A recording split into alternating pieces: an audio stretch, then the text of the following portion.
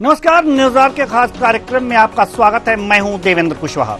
लोकसभा चुनाव 2024 के 3 चरणों के मतदान हो चुके हैं। पहले चरण में एमपी में पहले चरण में 68.05 और दूसरे चरण में 58.66% वोट डाले गए थे। वहीं अगर बात तीसरे चरण की करें तो 66% से ज्यादा वोटिंग हुई है, जो 2019 के करीब करीब बराबर है।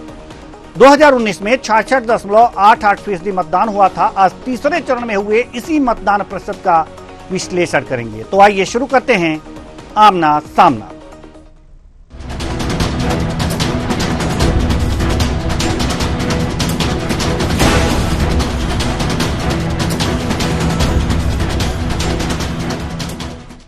तो महासंग्राम के अंतर्गत आमना सामना में अब लोकसभा चुनाव मध्य प्रदेश में तीसरे चरण में 9 जो लोकसभा सीटों पर मतदान हुए थे, ये 9 लोकसभा सीटों की एक झलकियां दिखाते हैं और ग्राफिक्स के माध्यम से। तो आइए ये झलकियां, ये विधानसभा वो लोकसभाओं के नाम हम बता रहे हैं। भिंड, बैतूल और भोपाल, ये वो सीटें हैं जो तीसरे चरण में, गुना जो तीसरे चरण में जिनका मतदान हुआ था।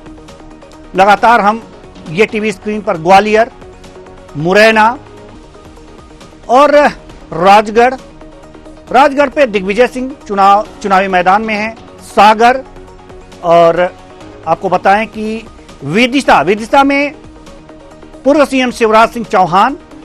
उसके बाद बैतूल में भी ज्यादा वोटिंग हुई थी। तो ये 9 लोकसभा की सीटें हैं जिन पर तीसरे चरण में मतदान हुआ था। आइए अब प्रतिशत बताते हैं इसके। तीसरे चरण में इन 9 लोकसभा सीटों पर करीब 66% मतदान हुए हैं। अब आइए ग्राफिक्स के माध्यम से जानते हैं कि किन सीटों पर कितने प्रतिशत मतदान हुए थे। बैतूल में 71.95% मतदान हुए। भिंड में 54.87% मतदान हुए हैं भिंड लोकसभा पर। भोपाल में 62.28% मतदान हुए हैं। तीसरे चरण की ये लोकसभा की सीटें जिस पर मतदान। गुना में 71.95% मतदान हुए हैं। ग्वालियर में 61.67% मतदान हुए हैं। और मुरैना की बात करें तो यहां पर 58.22% मतदान हुए हैं। राजगढ़ में जहां पर दिग्विजय सिंह थे 75.39% मतदान हुए। सागर में 65.19% मतदान हुए। विदिशा में 74.05% मतदान हुआ। यहां पर पूर्व मुख्यमंत्री शिवराज सिंह चौहान थे। बैतूल में 71.95% मतदान हुए थे। तो ये हमने आपको बताया कि कितने प्रतिशत इन 9 लोकसभा सीटों में मतदान हुए थे। कुल मिलाकर के अगर जो देखा जाए तो 66 कुछ प्रतिशत मतदान हुए हैं, 66% से ज्यादा। तीसरे चरण में जिन 9 सीटों पर मतदान हुए उन लोकसभा क्षेत्रों में कुल 72 विधानसभा सीटें आती हैं। यानी कि जो 9 लोकसभा सीट है इनमें 72 विधानसभा सीटें आती हैं। इन विधानसभा सीटों पर 5 महीने पहले हुए चुनाव में मतदान जो हुए थे, अगर उसकी बात करें तो विधानसभा चुनाव में लोकसभा चुनाव के करीब 9% ज्यादा मतदान हुए हैं। मतलब यह कि इस लोकसभा चुनाव में जिन 72 विधानसभाओं में मतदान हुए उससे 9% मतदान कम हुए हैं।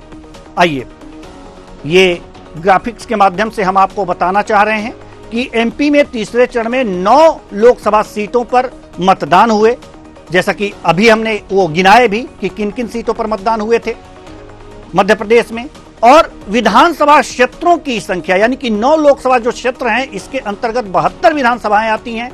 ये विधानसभा क्षेत्रों की संख्या यहां पर 72 थी। और इन 72 विधानसभाओं में 5 माह पूर्व जो विधानसभा में चुनाव हुए, मतदान हुए थे, उनमें जो 75% मतदान हुआ था। अगर इनकी बात करें विधानसभाओं की तो इनमें 9 लोकसभा चुनाव के दौरान 72 विधानसभा क्षेत्र में जो मतदान हुए हैं ये है 66% मतदान। यानी कि लोकसभा चुनाव में ये 66% से अधिक हो सकते हैं। अब आपको बताएं कि ये तीसरे चरण का मतदान, यानी कि जो भी मतदान हुए हैं उनमें 9% यानी 5 महीने में 9% की गिरावट देखी गई है। अगर इन 72 विधानसभाओं की बात करें तो इनमें 49 सीटों पर बीजेपी है। अब सीटों की बात कर लेते हैं तो 49 सीटों पर बीजेपी के विधायक हैं और 23 सीटों पर कांग्रेस के विधायक हैं। यानी 23 सीटें, 72 में से 23 सीटें जो है कांग्रेस के पास हैं, अर्थात दूने से अधिक सीट पर बीजेपी का कब्जा है। वैसे आकलन तो यही लगाया जा सकता है कि पहले और दूसरे चरण की अपेक्षा तीसरे चरण में बीजेपी का प्रदर्शन कुछ अच्छा रह सकता है, लेकिन कांग्रेस ऐसा मानने को तैयार नहीं। कांग्रेस का कहना है कि मतदान प्रतिशत बीजेपी के खिलाफ है।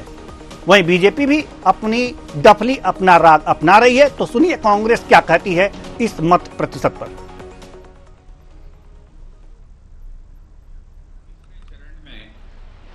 जो मतदान का प्रतिशत है वो दो तरह से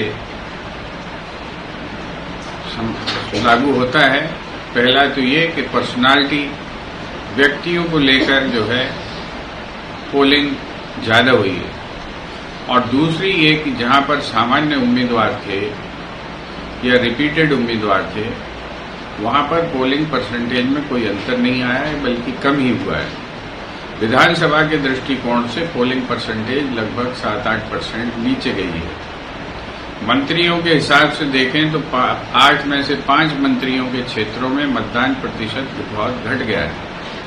तो ये जो है इस दृष्टि से हम देखेंगे तो इसका एक मिश्रित परिणाम सामने आएगा, और कांग्रेस को बहुत उम्मीद है कि इस में जो है लगभग हम आधी सीटें जीतेंगे। तो अभी हमने आपको मत प्रतिशत के बारे में बताया, और कांग्रेस जो है कह रही है कि हम इस बार जीतेंगे। कांग्रेस कह रही है कि हम इस बार जीतेंगे।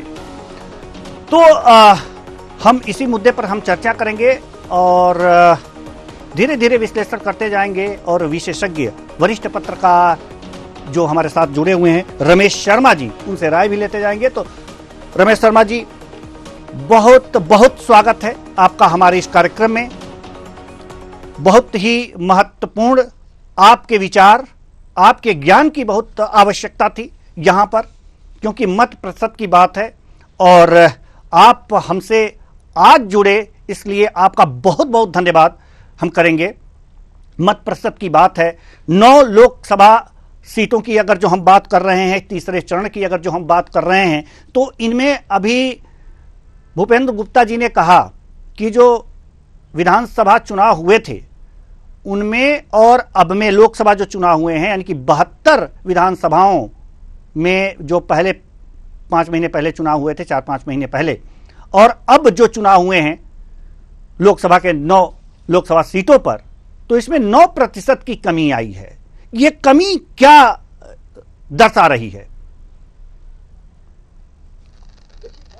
अगर आप देखेंगे लोकसभा चुनाव में, विधानसभा चुनाव जी सर, अगर जो आप अपना हेडफोन निकाल दें तो जी, अगर अपना हेडफोन निकाल दें तो आपकी आवाज प्रॉपर आएगी। हाँ, तो कुल मिलाकर के विधानसभा चुनाव में अगर आप देखेंगे तो लोकसभा की तुलना में मतदान का प्रतिशत ज्यादा होता है, और अभी भी जैसे ये जो 66% आया है, इसमें 2-3% अभी और बढ़ेगा जब फाइनल आंकड़े आएंगे तब। लेकिन ये जो 9 सीट है, इसमें 3 सीट तो मानकर के चलिए कि VIP सीट जैसी बन गई थी, गुना, राजगढ़ और भोपाल। इनमें इसमें कोई शक नहीं कि पूरे लोकसभा चुनाव में मोदी जी का चेहरा और राष्ट्रवाद एक बड़ा मुद्दा था। लेकिन इस मुद्दे के साथ इन 3 सीटों में जो VIP कैंडिडेट थे वो भी एक बड़ा मुद्दा थे। जैसे मान लीजिए गुना में एक बड़ा फैक्टर ज्योतिरादित्य सिंधिया के समर्थन में वोट और ज्योतिरादित्य सिंधिया के खिलाफ वोट, ये भावना दिग्विजय सिंह के समर्थन में वोट और दिग्विजय सिंह के खिलाफ वोट, विदिशा में भी शिवराज के समर्थन में वोट और शिवराज के खिलाफ वोट। एक जो अभी आकलन मुझे लग रहा है, हार जीत का अंतर सबसे ज्यादा अगर कहीं रह सकता है तो वो विदिशा संसदीय क्षेत्र में रह सकता है। जो भी उम्मीदवार कौन जीतेगा ये तो अपन कुछ आदमी को पता चलेगा, लेकिन फिर भी मुझे लग रहा है कि जो उम्मीदवार जीतेगा वो कम से कम भी डाले गए वोट का 55% उसको क्रॉस करेगा। अगर 60% टच कर जाए, हार जीत का अंतर रिकॉर्ड बने 9 सीटों में, तो आश्चर्य नहीं होगा विदिशा संसदीय क्षेत्र का। गुना में भी लगभग स्थिति अच्छी है। गुना में भी मुझे लग रहा है जो भी उम्मीदवार जीतेगा वो कम से कम डाले गए वोटों को 50% को क्रॉस करेगा। राजगढ़ क्षेत्र का बहुत आश्चर्यजनक है, मतदाता बहुत साइलेंट रहा है। वहां भी ऐसा ही हुआ है, दिग्विजय सिंह जी के समर्थन में वोट, दिग्विजय सिंह के खिलाफ वोट। लेकिन वहां एक आश्चर्यजनक बात यह आई है कि जो सहारनपुर वाली पट्टी है, सहारनपुर वाली पट्टी का मतदान का प्रतिशत राघवगढ़ वाली पट्टी से थोड़ा ज्यादा हुआ है। इसने बड़ा एक संशय डाल दिया है कि राजगढ़ का, हालांकि हार जीत का अंतर जो भी जीतेगा वो बड़ा होगा, छोटा अंतर नहीं होगा, तो बड़ा अंतर होगा। लेकिन उसने ये संशय में डाल दिया है कि वहाँ कौन आगे हो सकता है और कौन पीछे हो सकता है, ये एक संसद में डाल दिया है। 9 में से 8 सीटों के परिणाम का तो कोई बहुत ज्यादा आकलन में समस्या नहीं आ रही है, लग रहा है कि कौन आगे है इसमें। एक सीट राजगढ़ वाली पर अपन को संघर्ष जैसी दिख रही है। दूसरा, पहले जो मुरैना और भिंड में माना जा रहा था कि मुरैना और भिंड में मतदान का प्रतिशत अगर आप देखेंगे तो अपेक्षाकृत थोड़ा कम हुआ है जी। और लेकिन चूंकि दोनों सीटों पर त्रिकोणीय संघर्ष है, तो दोनों सीटों पर त्रिकोणीय संघर्ष और मतदान का कम प्रतिशत होने से निश्चित रूप से वहां भी रिजल्ट में कोई बहुत परिवर्तन आएगा, इसकी संभावना थोड़ी सी कम दिखती है। जी जी बिल्कुल, परिवर्तन की संभावना यहाँ पे कम है। हम पुनः आएंगे, लेकिन कुछ तथ्य और हम अपने दर्शकों के सामने रखना चाहते हैं। आपकी इजाजत हो तो हम वह तथ्य रखें, उसके बाद आपकी राय लें जी। अब मध्य प्रदेश में तीसरे चरण की 3 हॉट सीटों की बात करें तो विदिशा, राजगढ़ और गुना के साथ बैतूल में 70% से ज्यादा मतदान हुआ।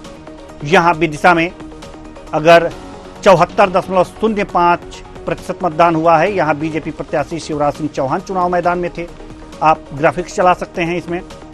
राजगढ़ की अगर जो बात करें तो यहाँ पर 75.39% मतदान हुआ था। राजगढ़ से कांग्रेस उम्मीदवार दिग्विजय सिंह चुनाव लड़ रहे थे। वहीं पर गुना में 71.95% मतदान हुआ। यहां से बीजेपी प्रत्याशी ज्योतिरादित्य सिंधिया चुनाव मैदान में थे। राजगढ़ के मतदान को लेकर दिग्विजय सिंह काफी खुश नजर आते हुए अब इन्होंने ये कहा है कि ये मेरा आखिरी चुनाव है, इसलिए क्योंकि मैं 77 साल का हो गया हूं और हम नए युवा को मौका देंगे, हमें जीतने की उम्मीद 100% है। चलिए अब पहले इनकी हम बातें सुन लें कि दिग्विजय सिंह क्या कह रहे हैं, उसके बाद अपने मेहमान के पास चलेंगे।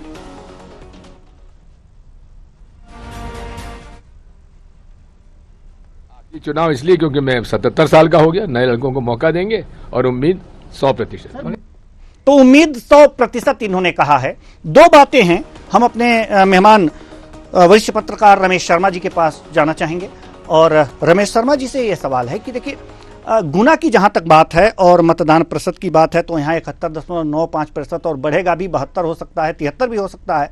लेकिन सवाल यहां पर यह है कि यहां पर ज्योतिरादित्य सिंधिया कांग्रेस के टिकट से हार चुके हैं और बीजेपी के टिकट से पुनः आए हैं और इतने प्रतिशत मतदान हुआ है, तो क्या कहा जा सकता है? इसको किस रूप में लें? ये जो गुना की पूरी पट्टी है, गुना, ग्वालियर, मुरैना और भिंड, इसमें कोई शक नहीं कि ये सिंधियाओं के व्यक्तिगत प्रभाव वाला क्षेत्र है। आप अगर देखेंगे, माधवराव सिंधिया ने अगर निर्दलीय चुनाव लड़ा तो भी जीते हैं, कांग्रेस से भी जीते हैं, भाजपा से भी जीते हैं। पिछली बार ज्योतिरादित्य सिंधिया चूंकि कांग्रेस से खड़े हुए थे, आप अगर देखेंगे तो 2019 का जो फैक्टर था उसमें मोदी फैक्टर बहुत जबरदस्त था। तो उसको अगर आप वहां पर ज्योतिरादित्य सिंधिया की हार के बजाय मोदी जी की जीत, इसको हम एक तरीके से मान सकते हैं। तो मोटे तौर पर वो जो चुनाव था 2019 का चुनाव बहुत अलग चुनाव था। हालांकि मोदी फैक्टर 2024 में भी है, लेकिन थोड़ा 19-20 तो कम हुआ है इस बार। तो 2019 में जो अगर हारे थे तो वो कांग्रेस से हारे थे। इस बार जो लग रहा है कि वो कहीं ना कहीं सफल होंगे और एक अच्छी मार्जिन से जीतेंगे। मतलब कोई बहुत छोटी मोटी मार्जिन नहीं होगी, लेकिन अच्छी मार्जिन से जीतेंगे। और अगर उनको टोटल डाले गए वोट का 50% क्रॉस कर जाए तो इसमें मुझे आश्चर्य नहीं होगा जी। तो कुल मिलाकर के अगर जो देखें तो इस बार अगर जो गुना में जीत होती है ज्योतिरादित्य सिंधिया की, तो मोदी फेस पे हो सकती है, आपके कहने का तात्पर्य है। यहां पर अगर जो राजगढ़ की, अभी थोड़ी देर पहले आप बात कर रहे थे राजगढ़ लोकसभा सीट की, तो यहां पर कुछ आपको संशय आपको भी दिख रहा है। और वो संशय मेरे लिहाज से अगर जो देखा जाए तो 80%, जहां तक मैं अगर जो गलत नहीं हूं, तो ग्रामीण जनसंख्या है और 80% ग्रामीण जनसंख्या, 20% शहरी जनसंख्या। शहरी जनसंख्या जो है बीजेपी को सपोर्ट तो कर रही है, लेकिन ग्रामीण जनसंख्या में उनकी पैठ कुछ ज्यादा है। क्या ये लगता है कि अगर आपको संशय हो रहा है, हमारे लिए बड़ी बात है कि आपको भी संशय हो रहा है इस तरह का, तो क्या इसका कारण ग्रामीण में पैठ दिग्विजय सिंह की ग्रामीण जनसंख्या में या मतदाता में यह कारण हो सकता है क्या? देखिए, मोटे तौर पर इसमें कोई शक नहीं कि शहरी मतदाता में भाजपा के प्रति या मोदी जी के चेहरे के प्रति झुकाव है, क्योंकि राघोगढ़ राज परिवार का कुछ क्षेत्र ऐसे हैं, इसमें 4-5 विधानसभा क्षेत्र ऐसे हैं जिसके ग्रामीण क्षेत्रों में दिग्विजय सिंह जी का व्यक्तिगत प्रभाव बहुत ज्यादा है। कुछ अगर अपवाद हटा दें तो बाकी उनका व्यक्तिगत प्रभाव बहुत अच्छा है। राज परिवार के प्रति भी उनका जो ग्रामीण जनता है, अब वो चूंकि अगर नगरीय क्षेत्र देखें, जो राजगढ़ संसदीय क्षेत्र का नगरीय क्षेत्र, जैसे उसमें ब्यावरा पड़ता है, नगरीय क्षेत्र उसमें राजगढ़ पड़ता है, तो ये जो नगरीय क्षेत्र को हटाते हैं, हम ग्रामीण क्षेत्र को देखें तो वहां उनका प्रभाव है। अब यहाँ दो बात सामने आती है, यदि इन ग्रामीण, चूंकि इस बार बहुत आश्चर्यजनक तरीके से आपने अपने रिपोर्टर को भी देखा होगा, पूरे ग्रामीण क्षेत्र में सन्नाटा जैसा था, मतदाता बहुत साइलेंट था, खुल करके बोल नहीं रहा था। और खुल करके ना बोलना और उसके बाद वोट देने के लिए इतनी ताकत के साथ जाना, इसका मतलब उसके मन में कुछ ना कुछ तो संकल्प है। अब वो दिग्विजय सिंह जी के फेवर में भी हो सकता है या मोदी जी के फेवर में भी हो सकता है। वो संकल्प क्या है? जो स्थिति पिछली बार गुना में देखी गई थी, ज्योतिरादित्य सिंधिया जब लड़ रहे थे, तो मतदाता बहुत ज्यादा साइलेंट था, कोई बोल नहीं रहा था और आखिर ज्योतिरादित्य हार गए थे। वैसे ही साइलेंट बहुत ज्यादा इस समय राजगढ़ क्षेत्र का ग्रामीण मतदाता है। यदि ग्रामीण मतदाता के मन में दिग्विजय सिंह जी के प्रति जो राज परिवार का आदर है वो रहेगा, उसका लाभ उनको मिलेगा। लेकिन अगर राम मंदिर का असर ग्रामीण क्षेत्रों में होगा तो मैं समझता हूँ उसका नुकसान होगा। उसका एक कारण है कि जिन दिनों श्रद्धा निधि एकत्र की गई थी, तो शिला पूजन भी एकत्र की गई थी, तो जिन दिनों शिला पूजन और श्रद्धा निधि का मामला चल रहा था, वो राजगढ़ पूरे के पूरे क्षेत्र में उसको बहुत व्यापक उसका प्रभाव मिला था। तो मोटे तौर पर तो अब ये चूंकि राजगढ़ 9 में से एक राजगढ़ केवल ऐसी है जिसका परिणाम अपन को 4 जून को देखना पड़ेगा। लेकिन मैं इतना जरूर कह सकता हूँ, अगर दिग्विजय सिंह जीते तब भी और दिग्विजय सिंह हारे तब भी वोट की मार्जिन ज्यादा होगी। दिग्विजय सिंह जीते तब भी और हारे तब भी वोटों की मार्जिन ज्यादा हो सकती है। अगर जीते तो वो तो राज परिवार के प्रति उनका जो ग्रामीण इलाकों में चाहे जो भी जनता है, मतदाता हैं, उनके प्रति सम्मान होगा। लेकिन अगर हारते हैं तो उसका कारण क्या हो सकता है? देखिए, अगर हारते हैं तो उसका कारण केवल मोदी जी की छवि और ये जो राम मंदिर वाला मुद्दा है, तो राष्ट्र संस्कृति का जो भाजपा लेकर के झंडा चल रही है, मान करके चलिए अगर वो हारते हैं तो राष्ट्र संस्कृति और मोदी जी का चेहरा, मोटे तौर पर देवेंद्र जी अगर आप समझ लें, सामान्य तौर पर अगर आप देखें तो भारत राष्ट्र में राष्ट्र भाव और संस्कृति का भाव कहीं ना कहीं व्यक्तिगत जरूरतों से ऊपर होता है जी। अगर राष्ट्र संस्कृति का भाव ना होता, आप देख लीजिए स्वतंत्रता संग्राम सेनानी किन किन परिवारों से आए थे, कैसे कैसे बलिदान हुए, इनको फांसियां भी हुई है, वो किन परिवारों से थे। तो रोटी की समस्या या महंगाई की समस्या तो इतनी बहुत ज्यादा नहीं थी। तो राष्ट्र संस्कृति का भाव भारत में पूरी दुनिया की तुलना में बहुत ज्यादा है। बाकी सबने सरेंडर कर दिया, 200 देशों का अपना स्वरूप बदल गया, लेकिन भारत में जो छटपटाहट है, आप इतिहास भी अगर देख लें, कांग्रेस से भी लोग तभी जुड़े थे जब राम राज की कल्पना गांधी जी ने दे दी थी, ग्राम स्वराज राम राज की कल्पना, और रघुपति राघव राजा राम के उन्होंने कीर्तन शुरू किए थे, तभी कांग्रेस के साथ स्वतंत्रता आंदोलन में लोग जुड़े थे। तो अगर दिग्विजय सिंह हारते हैं तो राष्ट्र का मुद्दा, संस्कृति का मुद्दा और मोदी की छवि, ये इसके अंदर कारण होगा। जी जी।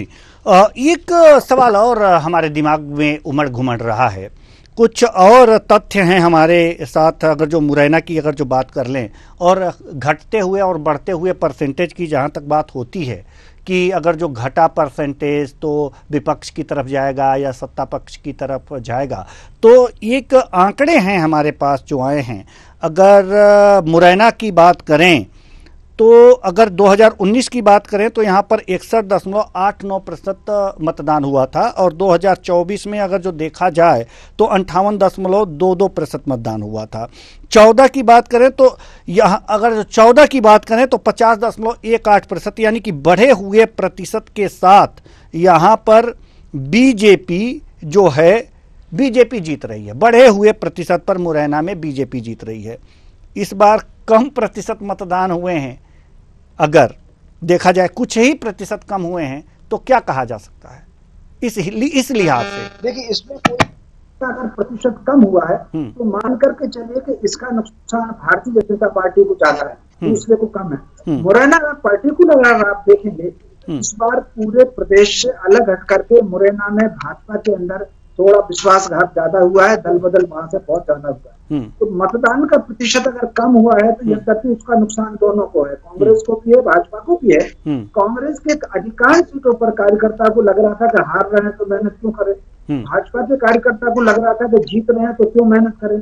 कितने ऐसे क्षेत्र हैं जहां भाजपा के कार्यकर्ता दरवाजे पर दस्तक देने नहीं आया, उनको लग रहा था कि हम तो वैसे ही जीत रहे हैं। मतदान का जो प्रतिशत गिरा है, यद्यपि उसमें नुकसान दोनों को है, फिर भी ज्यादा नुकसान भाजपा को है। लेकिन मुरैना में जो भाजपा को ज्यादा नुकसान होने का खतरा था, उसका कहीं ना कहीं जो भरपाई है, त्रिकोणीय संघर्ष मुरैना में भी है और भिंड में भी है। तो दोनों सीटों पर जो मतदान गिरा है वो भरपाई त्रिकोणीय संघर्ष में होने की संभावना है। इसलिए मुझे लग रहा है कि भाजपा थोड़ा सा कंफर्टेबल स्थिति में हो सकती है। जी, थोड़ा सा भिंड पे भी चर्चा कर लें, क्योंकि जो भिंड की जो स्थिति है, 2014 में 45.58% यहाँ पर मतदान हुए थे, लेकिन यहीं जाकर के 19 में बढ़ गए 59.78% मतदान हो गए, यानी कि बढ़े हुए हैं।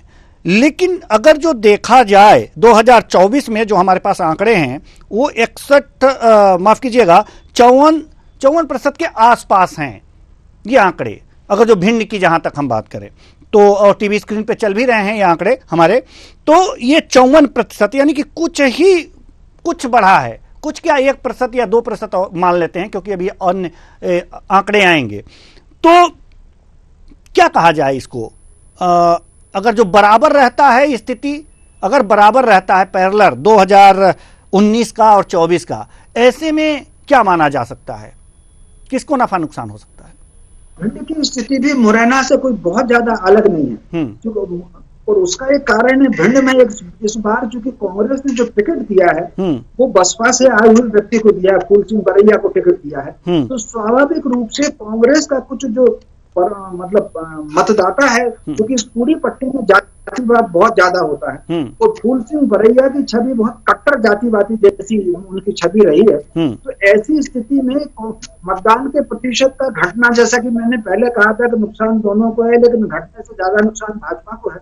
लेकिन यहाँ मान करके चलिए कि कांग्रेस का एक थोड़ा सा वोट बैंक कांग्रेस से शिफ्ट होकर के भाजपा की तरफ जाएगा, वो उम्मीदवार के कारण। तो क्योंकि यहाँ पर बसपा ने भी अपना उम्मीदवार खड़ा कर दिया है, तो उसका लाभ बरैया जी को कितना मिलता है, कितना नुकसान होता है, ये देखा जाएगा। लेकिन क्योंकि उम्मीदवार के कारण भाजपा मुझे कंफर्टेबल स्थिति में यहाँ दिखती है। जी, ग्वालियर पे भी जल्दी थोड़ा सा बात कर लें, क्योंकि अगर जो देखा जाए तो 14 के मुकाबले 19 में ज्यादा प्रतिशत मतदान हुए थे, और यहाँ 24 में भी 19 के मुकाबले ज्यादा मतदान हुए हैं। तो इसको किस रूप में हम देखें, क्योंकि बढ़ते हुए क्रम में यहाँ पर बीजेपी ही जीती है। देखिए, जहां तो वहां तो मान करके चलिए कि उसका लाभ तो भाजपा को मिलना ही है। मोदी जी का चेहरा 19 में जो एकदम जंप किया था मतदान का प्रतिशत, तो जैसा मतदान का प्रतिशत न केवल मध्य प्रदेश में बल्कि पूरे देश में जंप किया था 19 में, तो मोदी जी का चेहरा था, और वो लाभ उनको सीटों में भी मिला। तो मतदान के प्रतिशत बढ़ने का ज्यादा लाभ अगर है तो मुझे लग रहा है वो भाजपा को ही मिलेगा। जी, तो हमने अब बात कर ली एक तरह से जो घटे हुए प्रतिशत हैं जिन लोकसभा सीटों पर जहां पर बराबर है उन लोकसभा सीटों पर, और जहां पर ज्यादा प्रतिशत मतदान हुए हैं उनकी क्या स्थिति रहेगी, हमने बात लगभग पूरी कर ली है। तो और समय भी इजाजत नहीं देता कि इस चर्चा को और आगे बढ़ाएं, हालांकि इस पे तो विस्तार से और भी चर्चा होनी चाहिए थी, लेकिन समय इजाजत नहीं देता। इसलिए बहुत बहुत धन्यवाद, आप आए, अपना समय दिया और इतनी अच्छी जानकारी दी, बहुत बहुत धन्यवाद आपका। तो कुल मिलाकर के आज महासंग्राम में हमने मध्य प्रदेश की तीसरे चरण की जो 9 सीटों पर मतदान हुआ था उसमें प्रतिशत का विश्लेषण किया और ये जानने की कोशिश की कि जो 9 सीटों पर 2019 में बीजेपी ने अपना परचम फहराया था, इस बार क्या स्थिति हो सकती है, क्या परिस्थितियां बिगड़ सकती हैं। इसमें एक चीज जो सामने आई है राजगढ़ की, ये राजगढ़ कुछ बीजेपी के सामने मुश्किलें पैदा कर सकता है, लेकिन कितनी ये तो 4 जून को ही पता चलेगा। फिलहाल इस कार्यक्रम में इतना ही, मुझे दीजिए इजाजत, नमस्कार।